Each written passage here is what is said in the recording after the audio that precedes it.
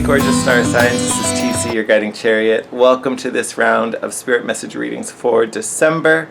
We are finally, we're finally in December. We're in Sag season, or Sagittarius season, made it through Scorpio season. I hope you guys survived. I hope you guys enjoyed it as much as you could. We're almost out of Mercury retrograde. We're still in the post shadow, but pretty much we're on our way out. This is the season where Sag energy helps us to learn from all these spiritual messages and all these things that Scorpio season tried to dig out of us and pull up from the depths. Now we get to translate that from subconscious to conscious knowing and awareness. So things are going to get smoother, lighter. We'll be out of retrograde. So ready for holidays. So ready for Sag energy to take over. I am stoked. Love, love, love it. This round of readings is really going to look at this transition as we move into Sag, how we're learning from everything we've just gone through with the retrograde, with Scorpio season, and just how we're starting to put all the pieces together and have all the pieces fall into place. So going to be super excited. I'm super stoked. I've done a couple of the readings already. They've all been great, so I'm excited to hear from you and see how yours went. If you liked the video, please like, share. If you haven't already, subscribe to the channel. We're almost to 1,000. I can't believe it. Literally, we've been together for a little over a year now, I think. So just to be close to 1,000, blows my mind. So grateful to all of you. I love you guys. Without further ado, let's get into your reading. And again, sound off in the comments how this reading went. So far, they've kind of been amazing. So I'm kind of stoked to hear from you guys. So again, take care. Let's get to your reading. Hey Aries, welcome to your December spirit message reading. This is TC, your guiding chariot. This is going to be for Aries, Sun, Moon, and Rising. All right.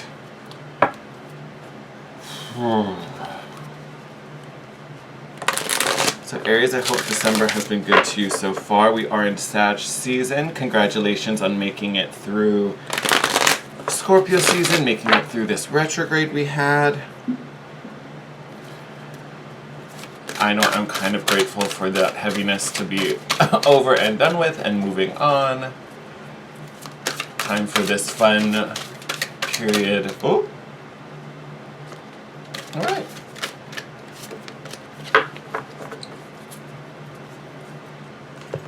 Time for this fun period to begin and to learn the lessons. And as I'm talking about that, look who flipped over. Hanged Man. So, not that it's not going to be fun for you, but Hangman is still learning those lessons. Hangman is still kind of, again, it's that dark night of the soul, going into the darkness to find the light. So there's understanding that still needs to come through. But hey, if you're gonna be in a season where you're trying to find spiritual understanding, Sag season is the one. That's why Sag rules the 9th house. They are the ones that take us out of that heaviness that we go through with Scorpio when we're trying to bring up the issues and bring everything to the conscious mind and make it, where we can actually do something about it and have the awareness for it. Sag is the energy that takes all of the dark stuff Scorpio pulled up and then processes it, finds the meaning, finds the understanding. So if you're going through that phase where you're trying to figure some stuff out, why is this like this? What am I supposed to be doing? Why am I da-da-da-da-da? How come this keeps repeating? What am I missing? If you're going through that phase, well, one, you're right where you need to be, so don't worry about that. I recently read a quote, and I forget, I can't remember where I saw it, and I don't remember the exact words, but essentially it was everyone is just trying to hold it together. You're not the only one going through this type of energy and this type of situation. Everyone's going through it. You're not alone through any of that. Everyone's gone through that at some point in their life.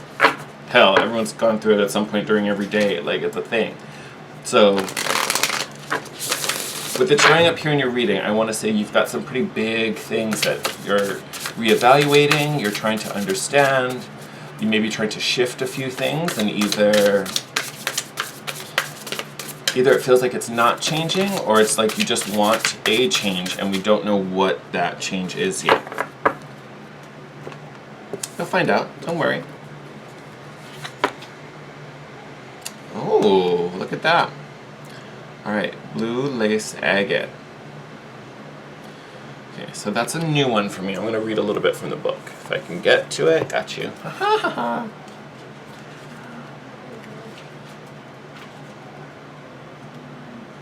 right, here we are. Blueless agate. Peaceful acceptance, stress-free, non-attachment, freedom from unnecessary dramas.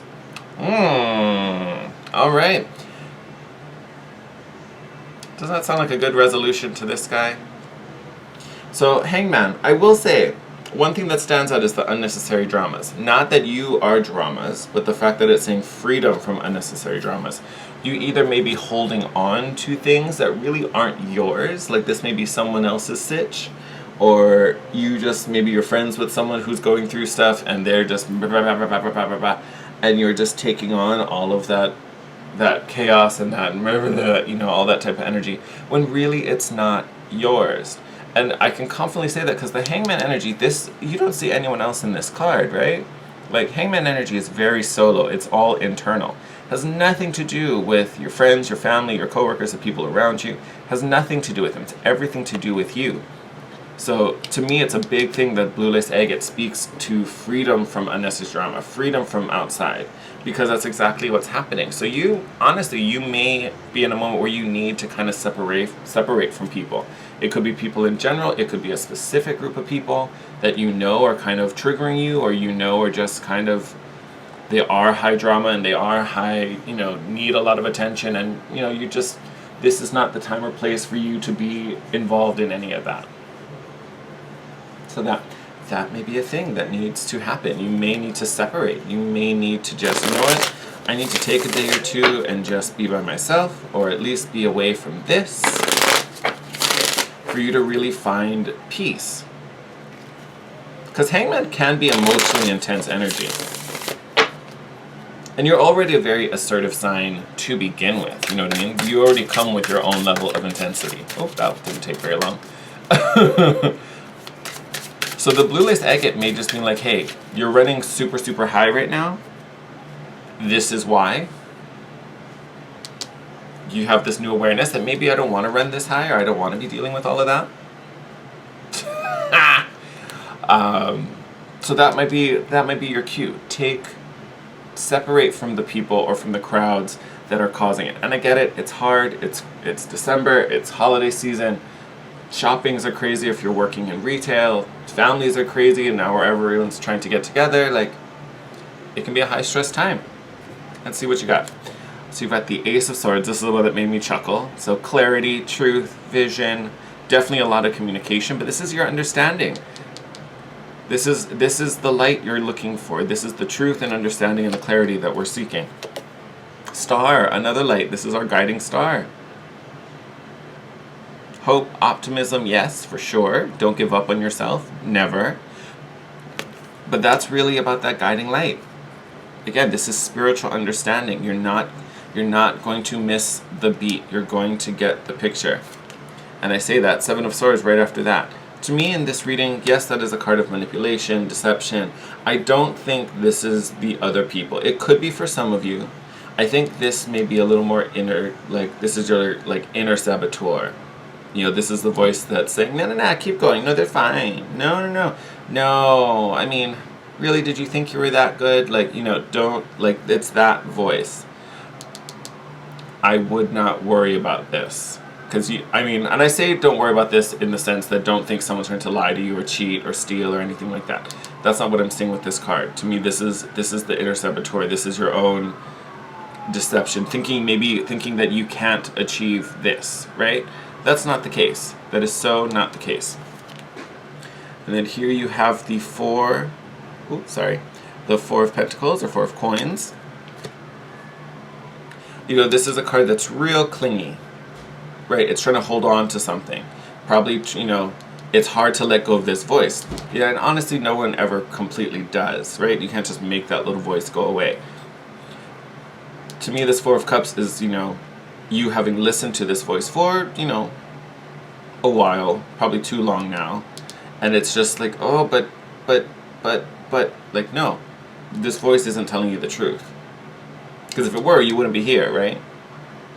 So, to me, this Four of Cups is about releasing this idea that I can't, or I shouldn't, or I couldn't, if it's not working for you, that's all you need. It's not working, so something needs to change.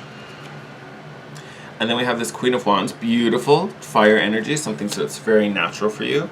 I'm going to pull some more while we talk about that. But Queen of Wands, amazing manifesting card. You know, and I think, not that the Queen of Wands is a solo energy. She's super charismatic and super charming and attractive, as are you, before I flip those over. But this Queen of Wands, she sits back. You know, she kind of sits on her throne. She knows what she wants. She knows she deserves it.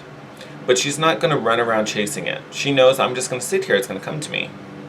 It's going to come to me. I know it's going to come to me. So why do I need to sweat it? Why do I need to stress? I'm going to just do what I do. You know, possibly just sit on my throne by myself. What's meant to be will come to me. Oh my God, yes it will. First card out, 10 of Pentacles. Abundance, longevity, commitment, solid foundations. 9 of Swords, what did I tell you? But not worrying about it. Because what are we worrying about? 5 of Cups, loss, being without. Some of you, this could even be being alone. Not that that's what that card means, but I'm kind of getting this like kind of sad, lonely vibe off of this card.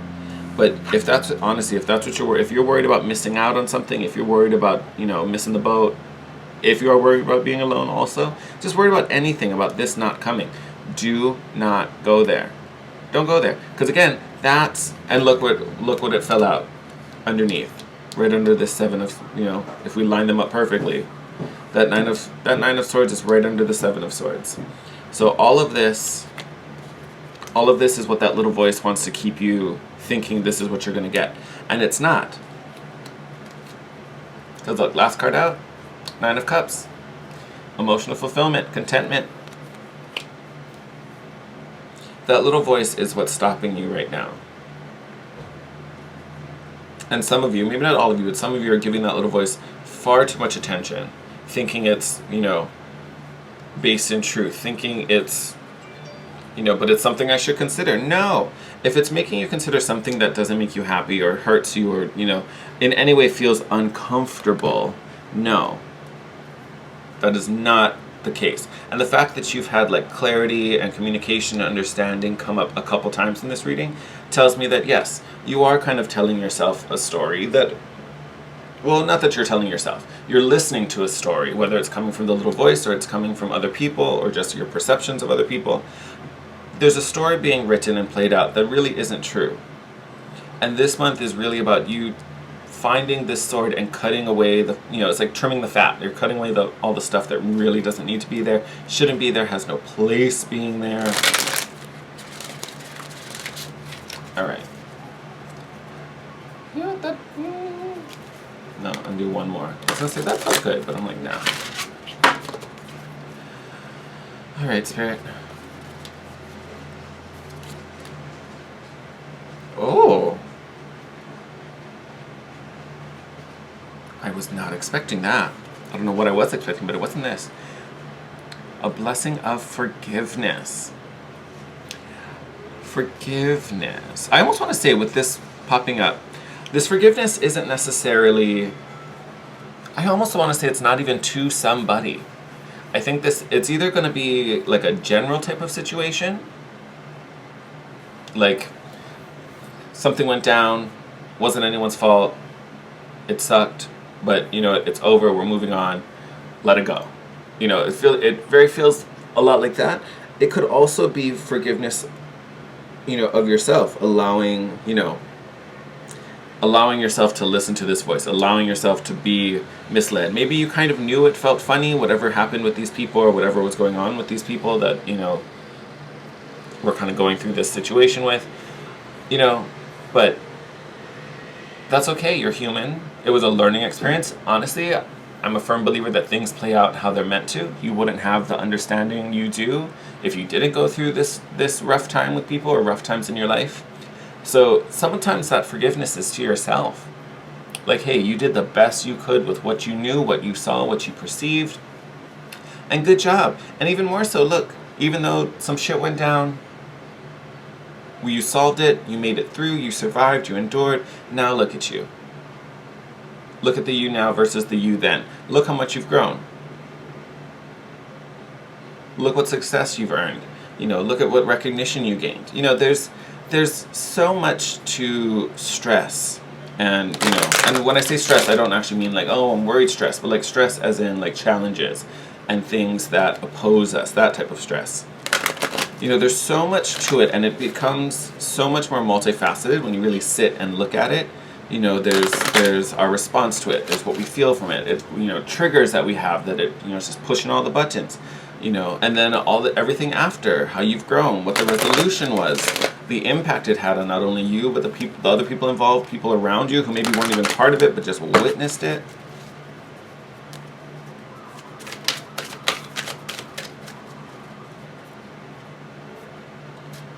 Oh, I really just want that card. It's like sticking out. I was like, oh, I can't. Patience. Not an easy thing, especially if, you know, this is the energy, but, you know, it's just going to take time. It's just going to take time. Be gentle to yourself. Be gentle to those involved. If this is, you know, a big issue with some external person that's trying to manipulate a situation, you know, you being aggressive back isn't going to change anything. Just know that you deserve all of this. Know that you deserve better. It's not about going to war with this person. It's about understanding yourself and your position and what can be done differently. Ooh, okay. Big thing, don't listen to this voice. So yes, be patient and, you know who you are. I mean, you're the mother trucking emperor or empress to my lady Aries out there, but you know, you're the boss. So don't let someone try and tell you you're not the boss. You're the boss. If something needs to be changed, go ahead and change it. Something needs to be done, you do it. Like, you got this, boo-boo. All right, my lovely Aries. I'm going to let you go on that note. Wishing you all the best. Thank you so much for your support. I love you guys. Enjoy the holiday season. If I don't get to see you or talk to you before, Merry Christmas. The love reading should be out before then or will be out before then. So, but just in case you missed them. Love you guys. Take care. Wishing you the best. Merry Christmas. Happy holidays. Happy Kwanzaa. Happy Hanukkah. Whatever you celebrate, however you celebrate it. Enjoy it. Live it up. Enjoy this season. You're going to come out of it so much wiser and so much calmer and so much happier. No matter how you're feeling now, it's going to get better. Love it. All right. Take care. Wishing you the best. Bye, Aries. I'll see you in your next video.